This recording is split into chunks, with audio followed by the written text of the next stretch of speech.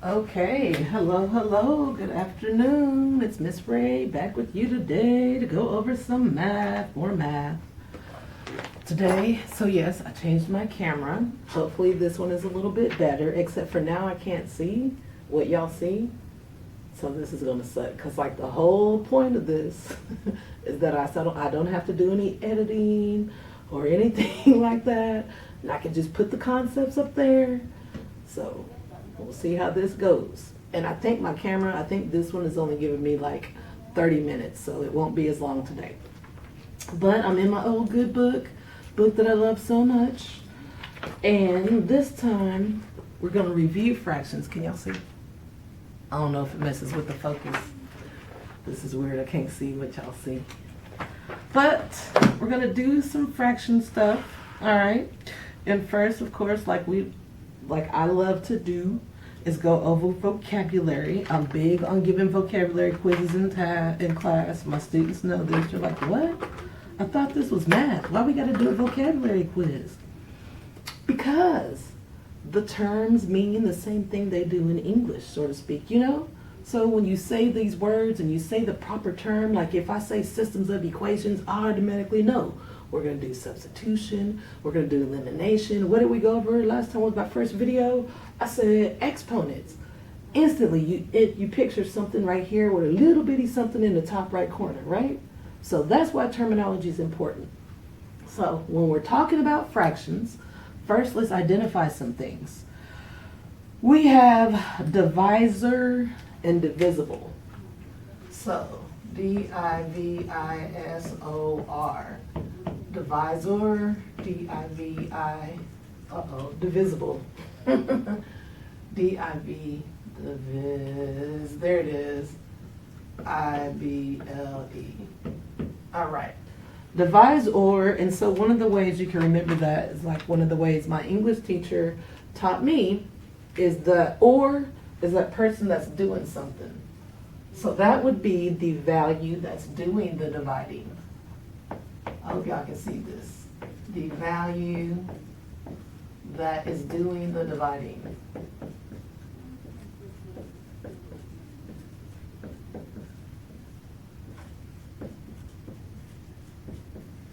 Right?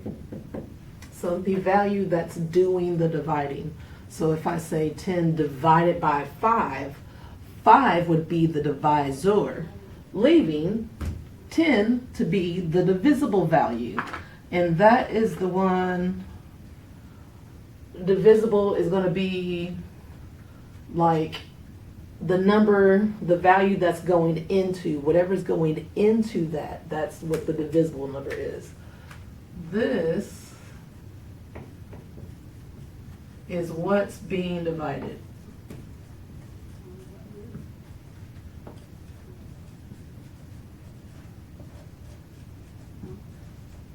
So, I mean, it's called your dividend technically, and we'll get to that. But divisible, when we're saying divisible, we're trying to say, is this value able to be split up? And so technically, you guys, just because something's not split up evenly does not mean that it's not able to be split up, right?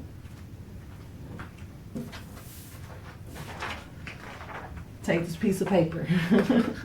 If we're splitting something up, this paper is then called divisible. So we can split it to how many pieces we need, right? That's 2. We split it into 2. However, we can split it into 3. So just because it's not an even number, it doesn't mean that it's not divisible, right? So when we talk about if something is divisible, we're just saying, hey, we want this value divided by whatever they tell you next. Okay? Then you have a good practice, something to get to know really good, is your even and odd. And I think you're pretty good with even and odd. Even, 2, 4, 6, 8, 10, count by 2s. Odd would be the values that are not when you count by 2s. 1, 3, 5, 7, 11, 13. Those are odd.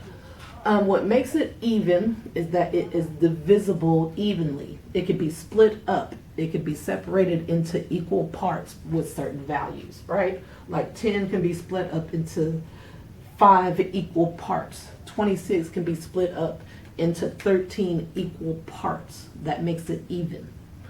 Odd values don't typically have just one number or one factor that can split it evenly, right? So like when you consider 3, each part, if you separated that, if you tried to split it in half, you would have 1.5 and 1.5, which is not an even amount, right? Like 5 is not an even amount, but 4 is, because we can do it like that. Even. The cool thing with even and odd, I'm going to tell you now, when you think about even and odd, every single even number can be represented with a particular formula. 2n. Because whatever the even number is, if you multiply it by 2, you're going to get another even value. So my challenge to you now is, if 2n represents the formula for every single even number in existence, what would the formula for odd numbers be? Now stop and think. Anytime you're given a formula, one cool thing that you can do is always just pick a value, right? So let's pick a value. We say if we pick any number and multiply it by 2, it's going to be even, right? So we pick 14. 14 times 2 is 28. We pick 1,037. 1,037 times 2 is 2,074, right? So when we think about the difference between even and odd, like we're going 1, 2, 3, 4, 5, 6. What's like, how do we get from the even number to the odd number, or the odd number to the even number? Because we'll say 0 is even. That makes 1 odd. 2 is even. 3 is odd. So again, how are we getting from like 0 to 1? Or how are we getting from 1 to 2? Or from 2 to 3? What's going on right there?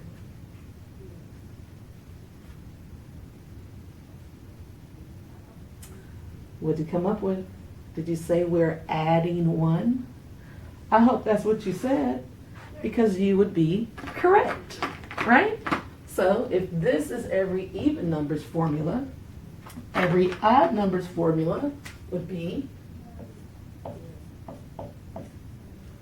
right? 2 times whatever value plus 1 more, right? So if we did 2 times 16, 2 times 16 is 32 plus 1 makes 33, right? So this is the formula for every even. This is the formula for every odd. Okay, let's talk about prime numbers too. I want to talk about prime numbers because that's a good one for you too.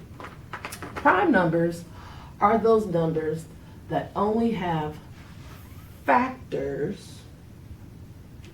Factors are what you multiply. Think about a multiplication table, right? You know how it's got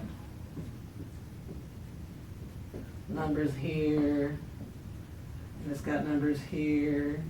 You have your columns, right? So as you do this multiplication table, this chart that you have, right, you're doing 3 times 2.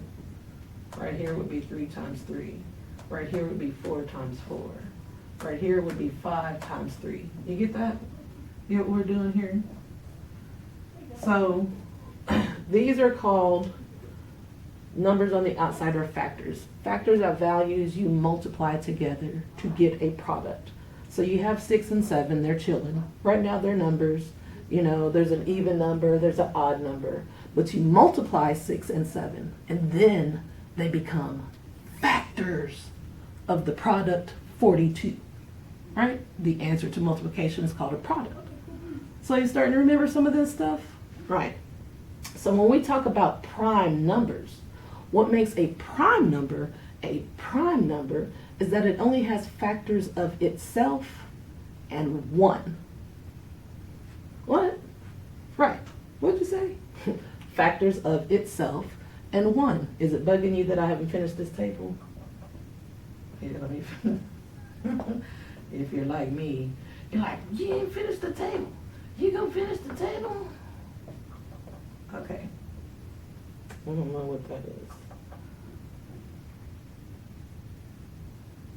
Messages. Okay, anyway. Picture 5.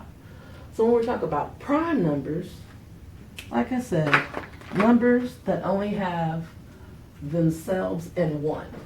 So let's start with something like 3. Okay, I'll give you a better one. Let's take something like 12, right? If we want to talk about the factors of 12, what did we multiply to get 12? When we multiplied 1 times 12, or 2 times 6, or 3 times 4, right? Those are factors of 12. But what about factors of 13? When we did 1 times 13, does 2 go into 13? 2 times anything give you 13? Nope. It does not go into 13 evenly. 13 is not only an odd number, it is a prime number. Prime numbers, again, only have factors of 1 in themselves. So what are some other prime numbers you can think of? I'm going to go backwards. What about 11? What times something makes 11? What times something makes 7? What times something makes 5? Right? So these are your prime numbers. And there's quite a few. It carries on. Grab a multiplication table. And I think, not the the diagonal makes perfect squares. I forgot the pattern that the prime numbers makes. And I think there's a number on there. So anyway, this would be prime numbers, right? The number's 1 in itself. So again, numbers like 3, 5, 7, 11, 13, 17, 19, 23, and etc. That's just the first 2. 1, 2, 3, 4, 5, 6, 7, 8. Oh gosh. I think 29 and 31. Okay. Prime numbers. Prime numbers, factors of 1 and themselves. So far, so good. So we got divisor, divisible, even, odd, prime numbers, and factors, kind of. Factors. When we list our factors. These are factors, right? Factors are the values we multiply to obtain the product. I know I said that once. I'll throw factors up here.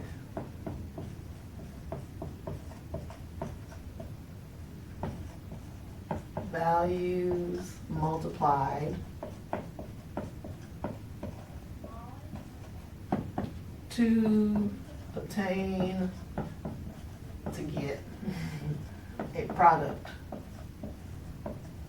Can y'all see that? I hope you can see that orange. All right. So again, anything 3 times 5 equals 15. 3 and 5 are factors. Right? 6 times 4 equals 24.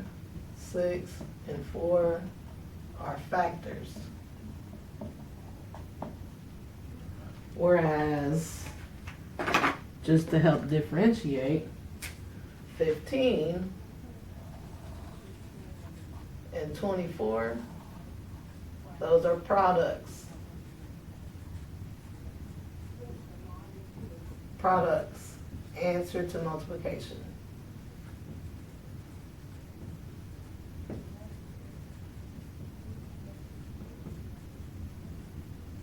So this is going to be very beneficial and helpful for you, especially when you're doing word problems. So you might think, oh, I don't need this right now. And maybe you don't, and it's cool. It never hurts to review, right? Because you can always learn something a different way, especially if you already know it, then it kind of helps the way you explain it and helps the way you enhance it, right? So that's just a little bit your multiplication table. I've always given points to my students if they draw one of these. I don't do calculators. I mean, I do now in upper level math, but right now we don't do calculators, right? So I'm gonna leave this here just for a few more minutes. Go over again. We were talking about our multiplication table. Mind you, if you count by a number, counting by 2s, 4, 6, 8, 10, and etc. are multiples of 2.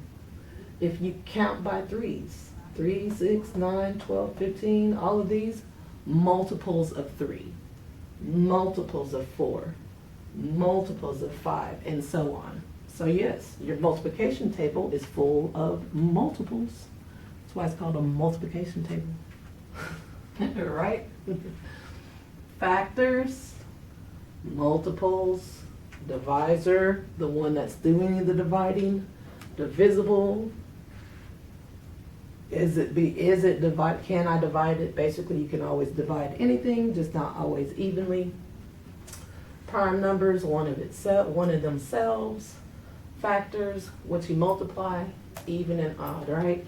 Even is 2 times a number, odd is 2 times a number plus 1. I'm going kind of fast. It's cool. You're on video. You can pause it and go backwards, right? All right. I don't know how much space. I can't see how much space you got on this camera. That's cool though. Okay, what's next? Oh, we got prime factorization. And then, oh my gosh. Okay. This is going to be a two-parter, y'all. So I'm going to leave prime numbers up. I'm going to leave the even and odd up too. Think you got factors, right? The values that you multiply to obtain a product. A product is what you call the answer to multiplication. So hopefully you have factors, products, answer to multiplication. 3 times 5 is 15. 6 times 4 is 24. 15 and 24 are products. 3 and 5 are factors of 15. 6 and 4 are factors of 24. Okay? Let's talk about some prime factorization real quick. That's that factor tree. Y'all remember those factor trees you did? Remember when you had to do factor trees? Well, the cool thing about prime factorization is that, to me, it's cool to me because I like mine. And it's kind of cheesy. But it's like every number's fingerprint, right? You know how they say each person there's no two similar fingerprints, each person has their own unique fingerprint? Well, each number has its own prime factorization. So, a good one I like to show you is like 36. When we talk about prime factorization, let me write this down first. Prime factorization.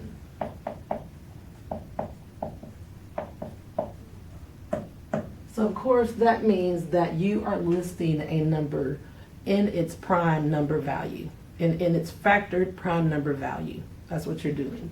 You are representing a value in its prime factored form. Try not to make it all too official, too fancy and stuff for you. But prime factorization is you're representing a number in its prime factor form. And a lot of people use prime factorization when you're finding the least common multiple, the greatest common denominator, the GCD, LCM, LCD, whatever you want to call those things, which are almost the same. Almost, I said. Math people don't beat me. I said almost. So, prime factorization again. I'm going to think about all the prime factors that this number has. That's what I want to think about. Using its prime factors. Using its prime factors. You can break every single number down to its prime factors. But like I said, however you break it down, it's always going to have the same prime factorization. So we take 36, I changed colors, so look at that. You got this over here? We got our prime numbers right here. I'll leave it up there for a little bit more if I'm not blocking it. So, I'm gonna write 36, right? And first I'm gonna break it down. Give me two factors. What makes 36? What, 9 times 4? I mean 9 times 6, I hear that. 9 times 6, and I heard 6 times 6. Wait, I'm sorry. 9 times 4, I had it right. And 6 times 6. All that yelling through the camera. Dang, y'all loud. Shoot. All right, so again, I'm going for the prime numbers, the prime factors of the value of 36. And so what I want to show you is that no matter what two factors I choose to start with, I will have the same prime factorization. So with 9, we know that that is 3 times 3. We know 4 is 2 times 2. And this is where that little factor tree comes into play. See how we kind of spread it out? And with 6, it's 2 times 3. And so you see, no matter what, we still end up with 2 times 2 times 3 times 3. No matter how you break it down, you always write it in order from smallest to greatest. And we know 2 times 2 is also 2 squared times 3 squared. Right? And it doesn't matter, like I said, even if we had chosen, what is it, 18 times 2? Then we would break that down to 9 times 2, and that would have been 3 times 3. Still ending up with 2 squared times 3 squared. You believe me now? Try it. Try it with any number you know, but this is what we're talking about when we're talking about prime factorization. Okay, comes in handy. Comes in handy, especially when you get in that upper level math and you're like, wait, I can't remember. Sometimes you just have to go down to the basics. I'm telling you, the basics, knowing these basics is what makes me successful. All right, it's hot. Okay. Oh, and the fact that every number has exactly one prime factorization, there's actually an official term for that. And it is the